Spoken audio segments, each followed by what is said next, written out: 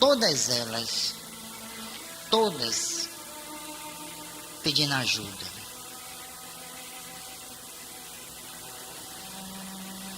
De São Paulo, do interior de Minas, do interior do Paraná, do interior do Rio Grande do Sul, de Porto Alegre, Florianópolis, interior do Florianópolis, Sergipe, Alagoas, todo o Brasil, de ponta a ponta.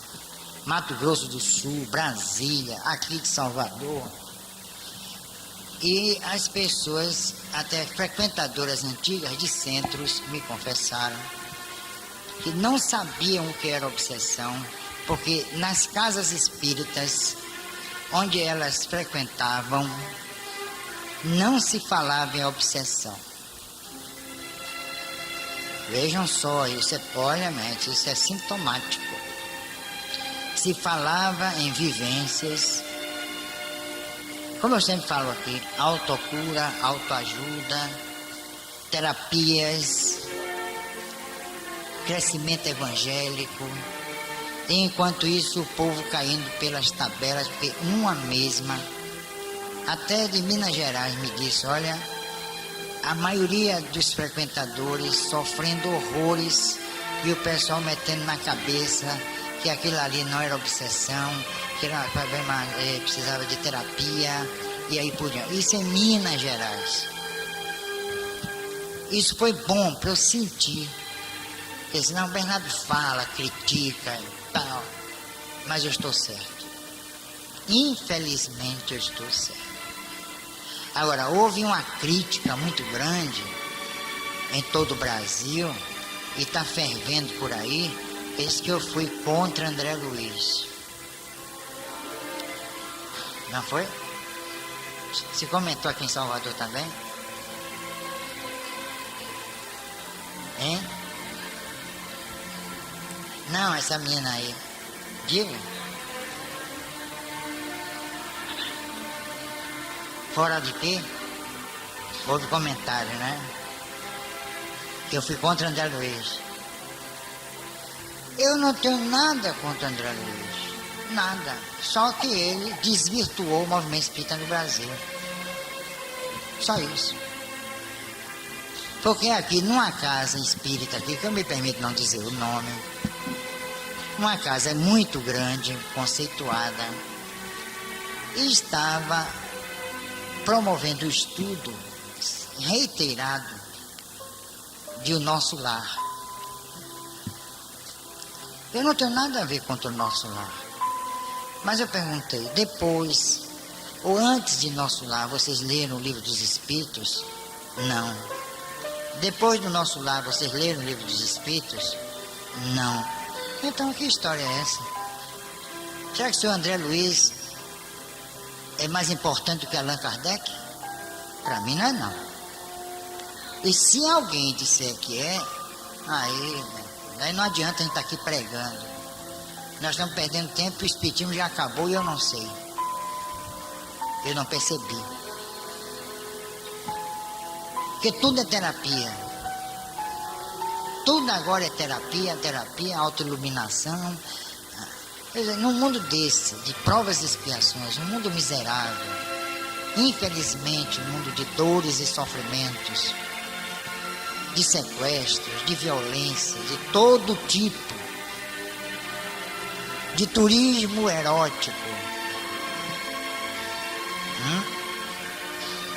dentro de casa, as crianças sendo estupradas, violentadas. Na televisão a gente liga, só tem lixo. É explorando a libido das crianças, dos pré-adolescentes. E aí? Me responda. Vai sair daqui.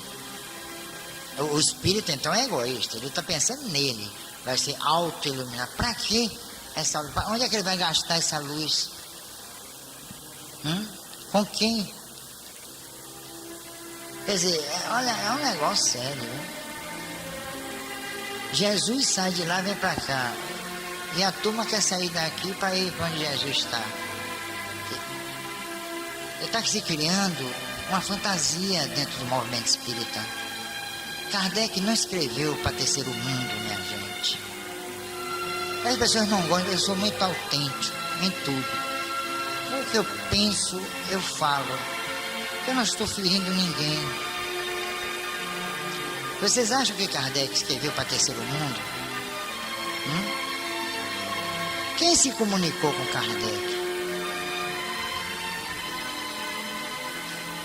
Não houve um espírito brasileiro que participasse da codificação. Nenhum espírito latino-americano, de nenhum continente, a não ser europeu e americano, através de Benjamin Franklin.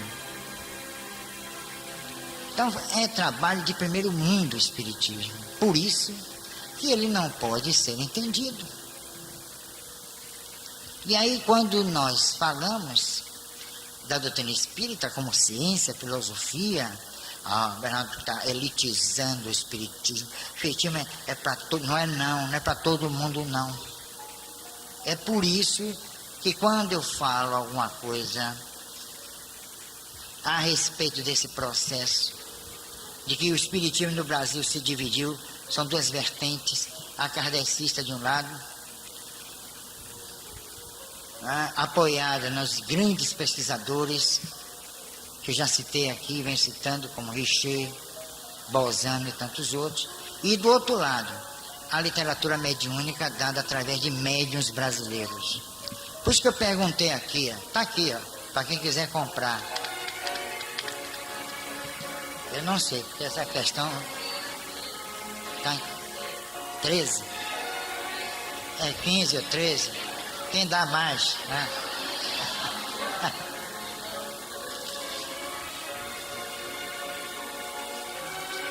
Eu não me interesso quanto é, porque eu não lucro nada.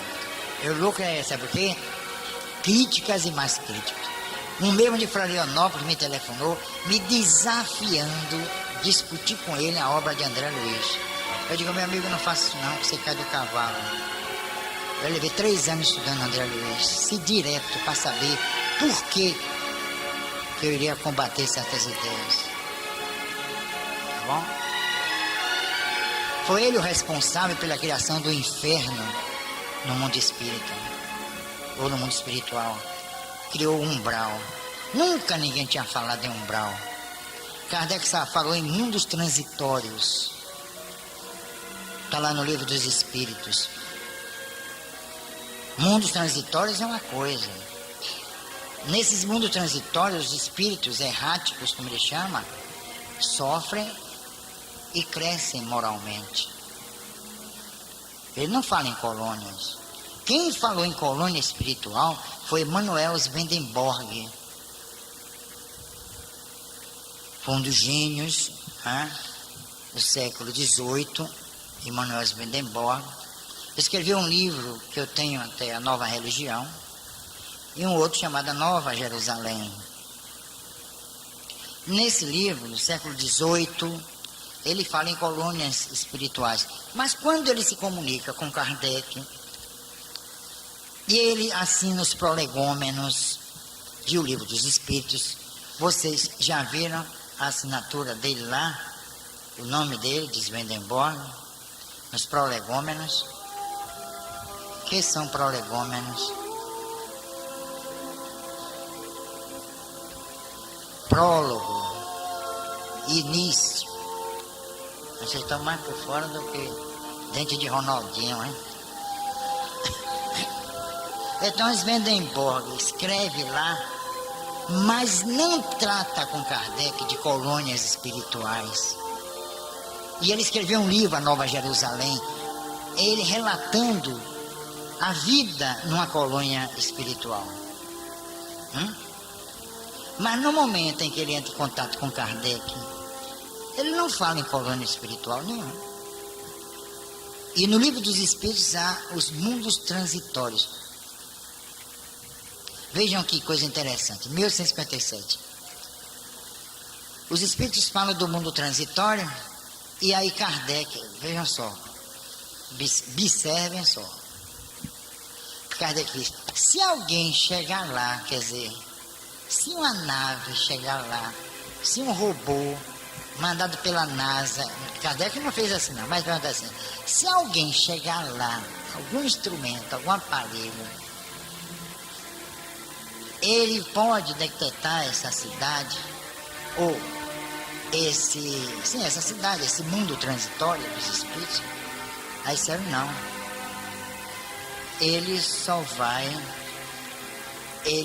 vai registrar o mundo estéril, sem nada, poeira. Isso Kardec disse em 1857. Aí vai a sonda espacial e chega lá, o que é que ela registra? Poeira. Por quê? Porque ela está preparada para captar a dimensão que se assemelha à nossa dimensão, a dimensão corpórea. Mas há outras dimensões que a nossa aparelhagem não consegue registrar. E quando registra, no caso das fotografias psíquicas, aquela é um embuste, é a câmara que tremeu, aquilo ali é uma fantasia, é a projeção do ego subliminal da sensitiva. Não é isso que acontece? Não é assim que rotulam? Então essa dimensão de que fala Kardec, de que falaram os espíritos, é uma dimensão diferente da nossa, mas a vida. Porque nós pensamos que vida é isso aqui e mais nada. Fora daqui não há vida. Quando a pessoa morre, desencarna, o que é que acontece? Deixa de viver. Essa é a expressão, não é? Tem gente que diz assim: eu perdi meu pai. Eu ainda pergunto assim: onde, minha filha? Né? Na rodoviária. Só levando assim. Quer dizer, morreu, desapareceu, acabou, finito. Nada disso. Ele vai passar, ele vai fazer parte de uma dimensão que lhe é específica, conforme o seu status moral, que está de acordo com a estrutura do seu perispírito, estrutura molecular do perispírito. Por isso que os espíritos no mundo espiritual se buscam de acordo com os seus sentimentos. Eles se elegem pela afinidade e formam verdadeiros grupos dentro desses mundos transitórios. Então eu nunca ouvi falar em umbral. Eu estudei Kardec, estudei André Luiz, estudei todos os grandes espíritos que comunicaram no Brasil. Eu não tenho autoridade para dizer, não, isso aqui é um embuste. Né? Não. É um espírito que deu a visão dele. Ele viu aquilo, ele contou aquilo. Por isso que Delane disse, olha, a literatura mediúnica não submetida ao crivo da razão é improvável. Por quê? Porque Kardec criou, e está lá no livro Evangelho segundo o Espiritismo, o princípio da concordância e generalidade dos ensinos dos espíritos. O que significa isso? Kardec não admitia uma resposta por si só. Nem duas, nem três, nem quatro, nem 10. Há uma pergunta que ele fazia aos espíritos. Ele pegava aquela pergunta e mandava para toda a Europa, para os Nuga, até para a Argélia, possessão francesa à época, e aguardava as respostas. Então as respostas vinham, ele fazia um cotejo.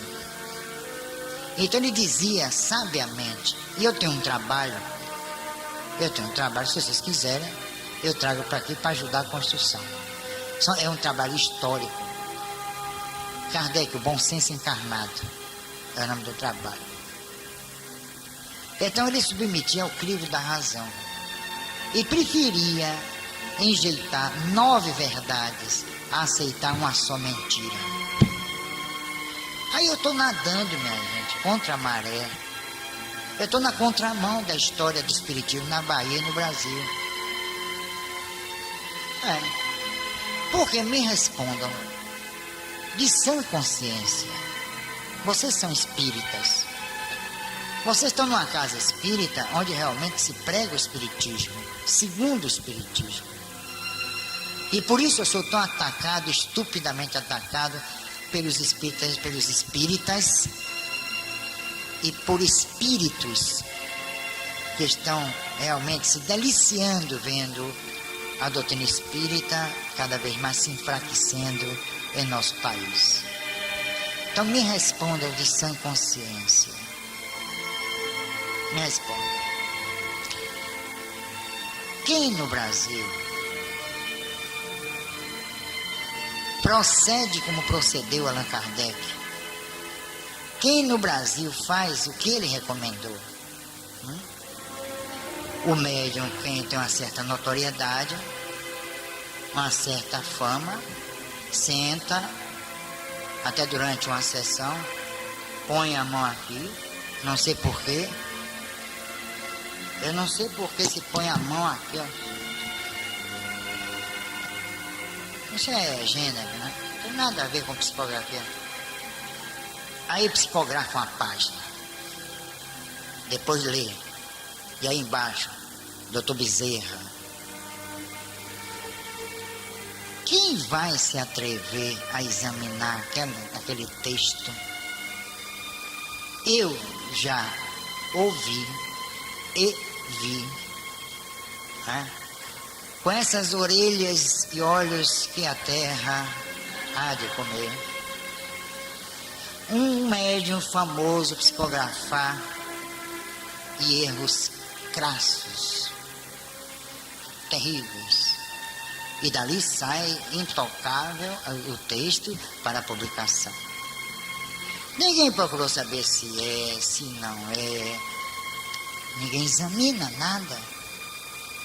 Então, minha gente, olha, meu pensamento é francês, desculpe aí. Isso não é presunção, não. Eu não penso como terceiro mundo, como espírita, não. Nem politicamente também. Eu não me conformo com isso. E como não me conformo, eu falo, e quem gostar, goste, quem não gostar, não goste. Eu estou pouco me lixando. Só não quero que me cometa um atentado à mente, me matar, apedrejar, né? Já basta os obsessores que tentam me atacar. Então eu sigo Kardec, não porque eu seja fanático, mas ali está o bom senso. Espíritos emitem opiniões pessoais, disse ele. Generalizou. E aí? Se os espíritos emitem opiniões pessoais, eu posso contestar. Por que não? É opinião pessoal. Se o senhor André Luiz, ou o senhor Emmanuel, ou Joana de Ângeles emitem as opiniões deles, por que eu não posso contestar? São santos. Quem é Bernardo para contestar? Eu sou eu mesmo. Eu.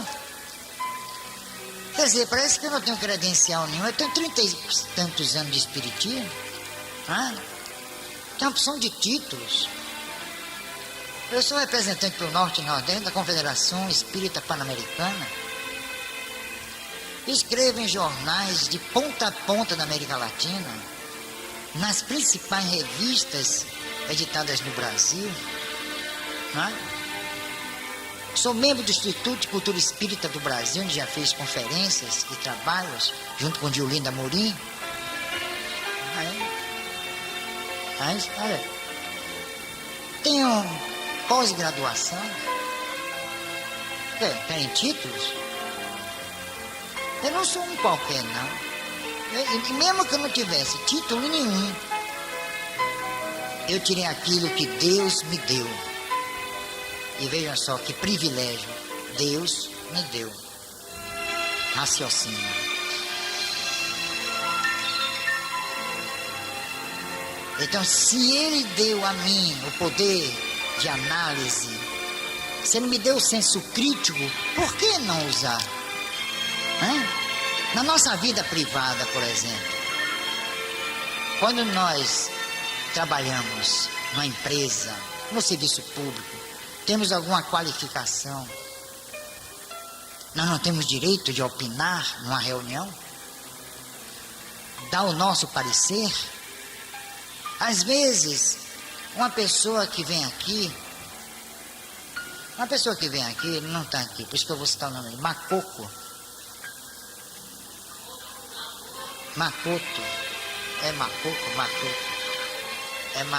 Isso.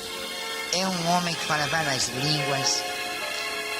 É um dos mais importantes assessores da Petrobras no Brasil. Um homem de altíssimo nível. No entanto, senta ali quietinho, bonitinho, engraçadinho. Aqui é assim, mas lá não. Ele era disposto, abria a boca, falava, comentava, criticava. Eu faço isso no movimento espírita. Eu não sou aqueles metidos a humildes, não. Senta lá no fundo, senta aqui. Não, aí fica lá calado. Entra calado e sai mudo. Ó, que sujeito equilibrado. Quando a gente fala, quando a gente critica, isso é um desequilibrado. Quer dizer, é uma pecha, impede que a pessoa se manifeste. Aqui vocês podem se manifestar, pode ser até contra mim, mas educadamente, sem arrobos, sem parte-pris. Podem me contestar. Já errado, você está errado, tudo bem. Você tem sua opinião, eu tenho a minha. Isso não quer dizer que eu esteja com a verdade. Porque eu estou em busca da verdade. Ora, se eu estou em busca da verdade, eu não posso me conformar com certas coisas. Eu admito, por exemplo, o pensamento de Leon Denis. É uma coisa fantástica. É ou não é? Peguem o Problema do Ser, do Destino e da Dor. Que coisa linda. Esses livros que os espíritas deviam estar lendo, estudando.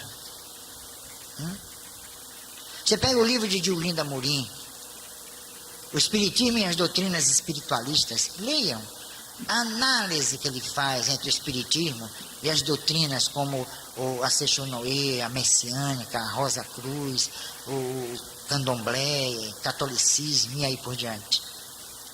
É um livro imprescindível para o conhecimento da doutrina espírita face a outras doutrinas. Um livro, por exemplo, de Carlos Embaçaí, Hipóteses em Parapsicologia. Ele arrasa com a parapsicologia chamada oficial. Que argumentos! O grande polemista baiano, Carlos Embaçaí. Pegue a obra de Leopoldo Machado aqui, Pigmeus contra Gigantes. Pega. O Espiritismo e Cientificismo, em que ele desanca a psicanálise. Ele põe Freud a zero. E com que argumentos? Com que versatilidade? Realmente é um conhecimento onímodo. Ele critica Freud, critica Jung nesse livro. São brasileiros esses autores. Pegue Herculano Pires, leiam a concepção existencial de Deus. É um tratado de filosofia. Que pensamento vivo, estuante. Assim como outros livros dele, como Curso Dinâmico de Espiritismo, Metafísica e Finitude. É este o livro de Merleau-Ponty, em que Herculano Pires se louvou, se baseou para escrever a concepção existencial de Deus. Um dos gigantes do pensamento europeu de todos os tempos, Merleau-Ponty. Então a doutrina espírita é elitista. Eu vou dizer isso num curso, o jeito ficou todo... Pegue um livro dos espíritos, estudem, vocês vão ver lá. Se não tiverem o mínimo de conhecimento de todo o processo do evolver filosófico, ético, tecnológico da Europa até Kardec, ou do Ocidente, fica difícil entender certas questões propostas por ele no Livro dos Espíritos. Muito difícil. São questões como essa dos mundos transitórios. Se alguém chegar lá, foi uma pergunta em nível premonitório. Aí está uma concepção chamada paragnose de Kardec. A gente tem que estudar a gnose e a paragnose kardeciana. É o conhecimento de Kardec da filosofia, da ética, do direito, da política. E se não fosse assim, não teria condições de escrever com os espíritos, ele suscitando as respostas dos espíritos nas leis morais do Livro dos Espíritos. Pegue as leis morais do Livro dos Espíritos e veja se aquilo ali é para qualquer um. Então eu tenho diante de mim um tratado. Aí vou deixar para lá para estudar as informações dadas por um espírito, que eu não sei se são verdadeiras ou não. Eu questiono.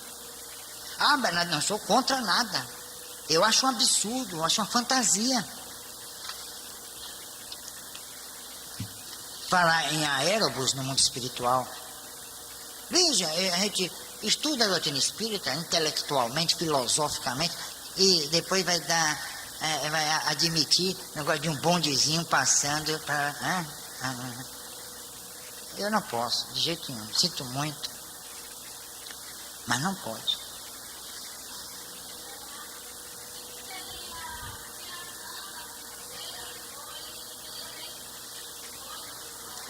Pode, olha...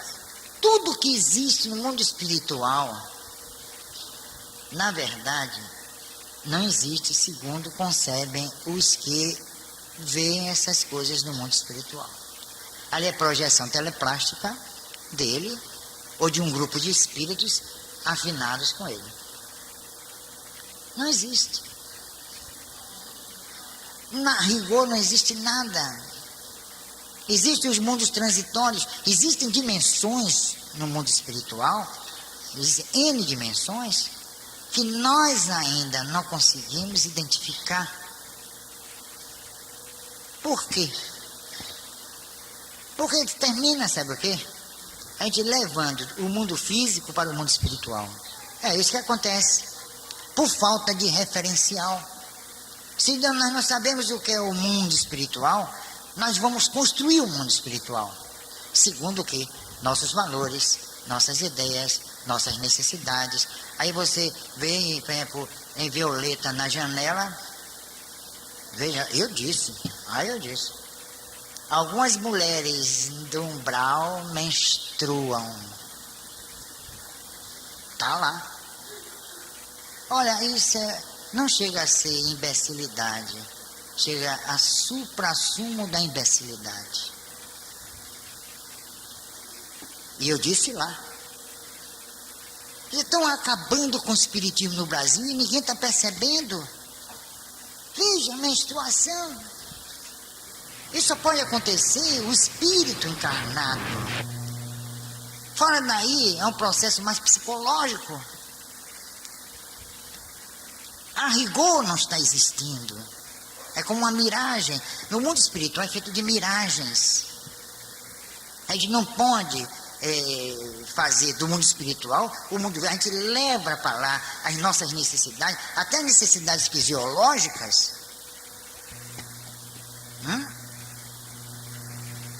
Remédios, cirurgias, alimentos, sistema monetário.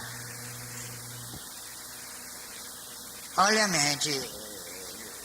Infelizmente, a doutrina espírita veio esbarrar no Brasil e vocês veem o que é o Brasil. Sinto muito. Estou brasileiro. Eu não posso me conformar com isso. É um Brasil onde, reparem só, tudo naturalmente, olha, já a palavra naturalmente se degenera. Olhemos para trás, 4 décadas, 5, e agora? Analisem a música popular brasileira. Evoluiu? Hein? Por exemplo, a música da manivela, hein? Da vassoura, carrinho de mão. Encerrou. Ou alguns outros menos expressivos compositores clássicos, onde estão? Me respondam, pelo amor de Deus. Onde estão aquelas músicas belíssimas, chamado cancioneiro popular? Onde estão? Que eram verdadeiras poesias. O compositor era um poeta. Onde está a literatura brasileira? Me responda. Responda. Depois de 1922, da Semana de Arte Moderna, aí veio se degradando até hoje. Sobraram quem? Do século, entre o século XVIII, XIX e XX, da Belle Époque, um Machado de Assis, um Graciliano Ramos, um Zé de Alencar, um Zelinho dos Reis, pouquíssimos. Raquel de Queiroz, que ainda teima, está ainda encarnada. Poucos. Na poética, Carlos Drummond de Andrade, para mim, o último dos moicanos. O último dos moicanos. Drummond de Andrade. Vinícius de Moraes. Embora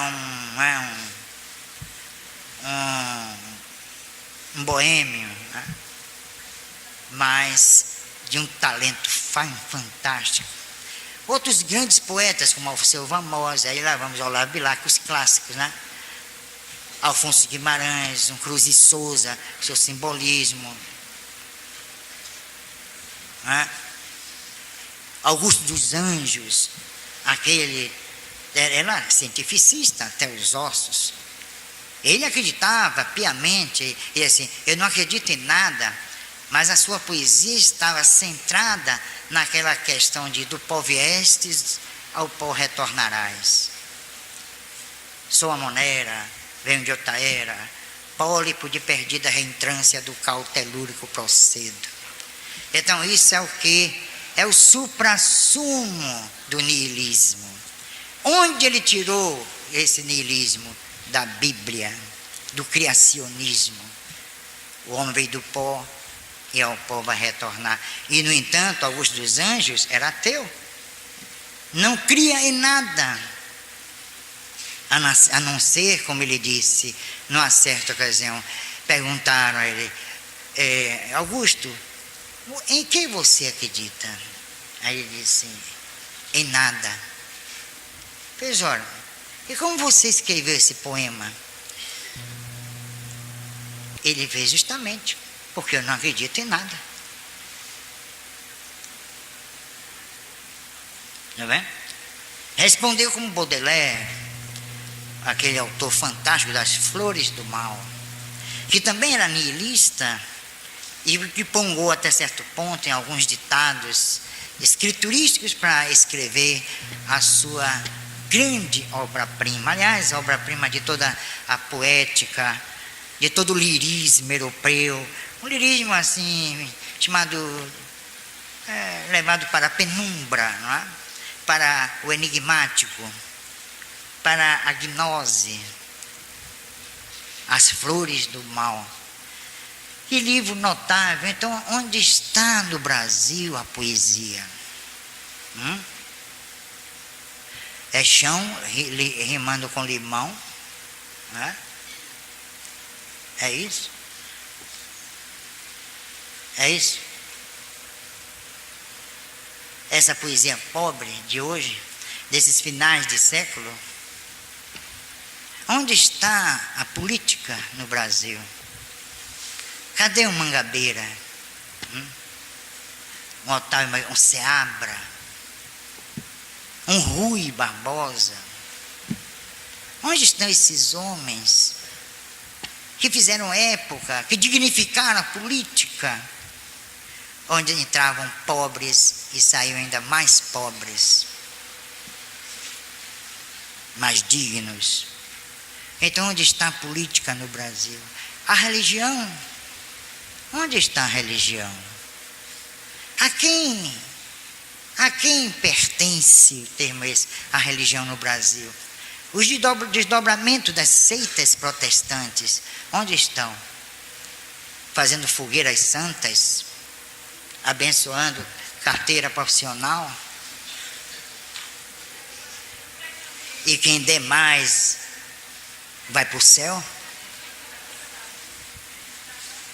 Isso ninguém chegou na televisão para fazer uma análise. Hoje, fim de ano, vamos analisar quem é o Brasil hoje, atualmente. Quantos analfabetos nós temos? 30 milhões? 40 milhões? E os que saem da universidade? Vão entender uma doutrina como a de Kardec? Não. Aí encontraram a válvula de escape. Seu André Luiz, seu fulano, seu cicrano e seu beltrano. Pronto. Fizeram o gosto da fantasia do brasileiro. Ô povo para gostar de ser enganado. Não é isso? Então, onde estão os valores éticos no Brasil? O respeito à pessoa humana? Onde está o direito? Agora mesmo divulgaram e propagaram, festejaram a Declaração dos Direitos do Homem. Quando após a Revolução Francesa, logo após a Revolução Francesa, ainda estava naquela euforia libertária, não é? Do absolutismo, em que ainda se pregava aos altos berros nas ruas de Paris, o liberté, o égalité e o fraternité. Lançaram então a Declaração dos Direitos do Homem. E aí alguém veio e disse, tudo bem, mas está faltando alguma coisa aí. Que tal se colocarmos assim, Declaração dos Direitos e Deveres do Homem? Pronto. Nunca mais alegaram esse princípio.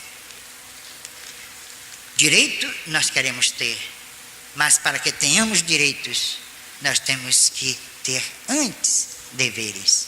Dever para com a pátria, dever para com o semelhante, dever para com as instituições políticas e sociais, dever para a consciência livre e a sua manifestação. Aí nós temos direitos. Quem gera o direito é o dever. É dele o dever que nasce o direito. É do dever que nasce a liberdade. E é da liberdade que nasce a expressão pura do pensamento. Então, onde estão esses valores? E onde está a doutrina espírita aí?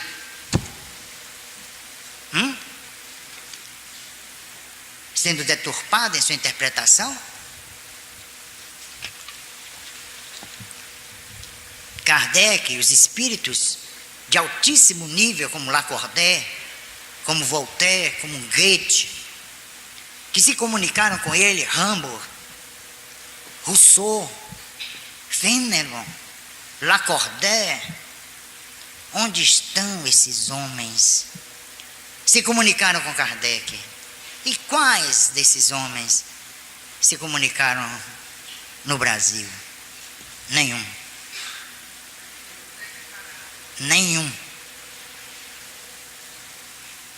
E aí eu perguntei no programa, onde está Bozano? Onde está Gelei? Onde está um Aksakoff?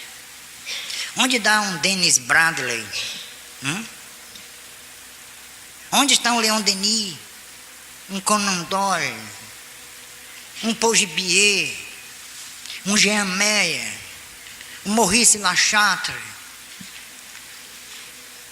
François Deleuze? O Barão Denis de Potet? Onde estão esses homens? Onde estão o Dr. Crandon, Joseph Crandon? Onde está Joseph Heine? Onde está Eleonora Sidwick? Frederick Myers, Richard Hodgson? Onde estão essas expressões maiores da pesquisa séria, laboratorial? Por que jamais se comunicaram no Brasil? Aí eu pergunto, quem é o senhor André Luiz diante de um Bozano? Eu nunca vi falar em André Luiz, não o conheci, não sei de onde veio, nem sei para onde vai, mas Bozano eu conheci. Que talento, que percussiência, que espírito notável de pesquisa. 35 anos dentro de um laboratório para de lá sair, e não era espírita, e nem meio metapsiquista, para sair de lá de dentro e dizer, o espírito existe, Kardec estava certo. É isso. Esse homem eu conheço. Mas esses espíritos se comunicam no Brasil? Quem são eles? Quem lhes deu notoriedade? Quem lhes deu, sobretudo, força para se exprimir de uma forma professoral entre nós espíritas? Quem lhe credenciou?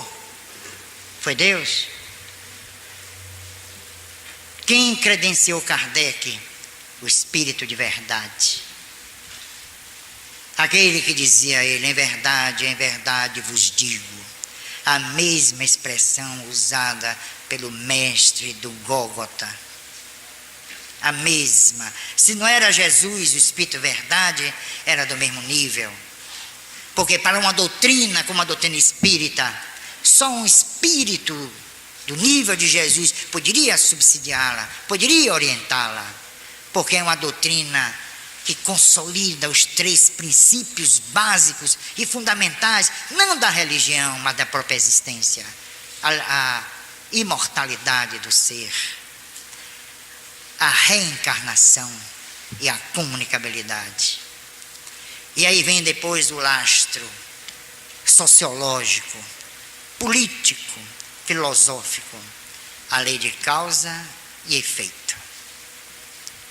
A reencarnação, a imortalidade e a comunicabilidade.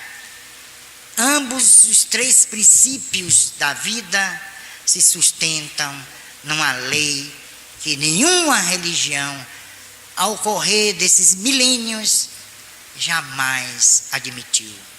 A lei de causa e efeito. É a questão do direito e do dever. Ali está todo o processo existencial da humanidade, sendo regido sabiamente, silenciosamente, eficazmente pela lei de causa e efeito. Não haverá necessidade de religião no futuro, quando o homem entender que todos os seus atos, todos eles, objetivos e subjetivos, têm naturalmente uma repercussão, e de que ele terá que dar conta.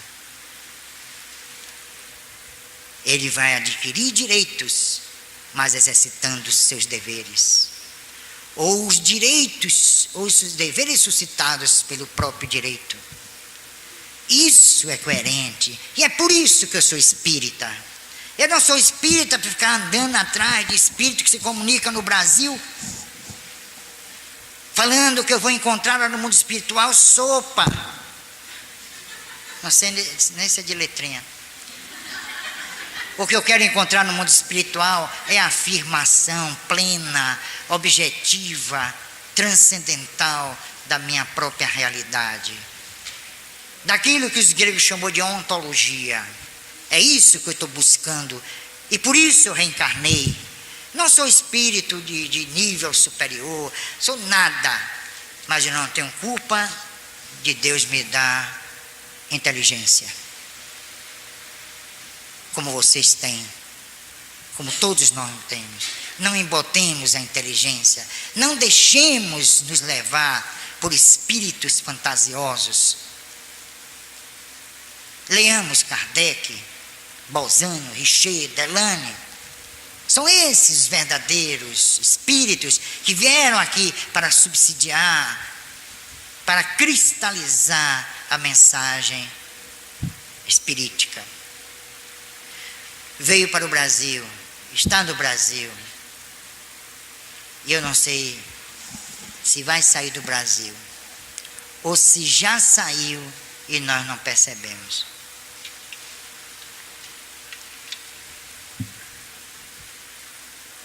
Porque os espíritos, cansados de bater a porta das casas espíritas, os espíritos que precisam dizer que estão aqui, que precisam ser observados em sua manifestação, hoje estão batendo em outras portas.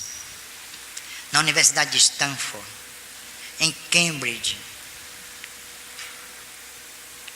na Universidade de Madrid, na Universidade de Oxford, estão lá batendo as portas, provando a sua existência. O templo do Espírito, hoje, não é uma casa espírita, não é uma igreja, não é uma catedral. O templo do Espírito hoje é o laboratório científico, é o laboratório de pesquisa, onde ali se encontram os verdadeiros, os grandes sacerdotes, os sacerdotes da alma. Ali estão eles esperando os espíritos. Hoje já se fala tranquilamente, já transita entre os laboratórios a antimatéria. A mecânica quântica está resolvendo questões jamais cogitadas pelos grandes pesquisadores que negavam a imortalidade e negavam a dimensão além das 3 dimensões. Hoje a matéria já não tem mais aqueles estados pré-determinados, ela se amplia, ela se dilata, ela se aprofunda. Então o espírito está buscando o laboratório. Ali será realmente o seu grande templo. Aí talvez um dia, daqui a 100, 200 e 300 anos, nós reencarnarmos, vamos visitar um país na América do Sul, 400, 500, 600 anos, aí vamos lá, vamos visitar. Olha, ali tinham as ruínas de uma religião que um dia deu certo no Brasil.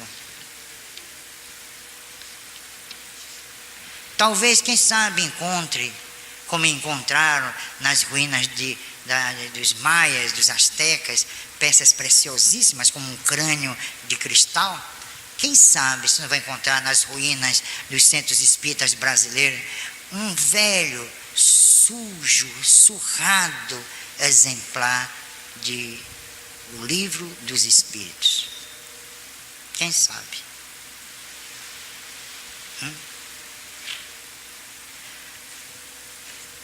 E acabou.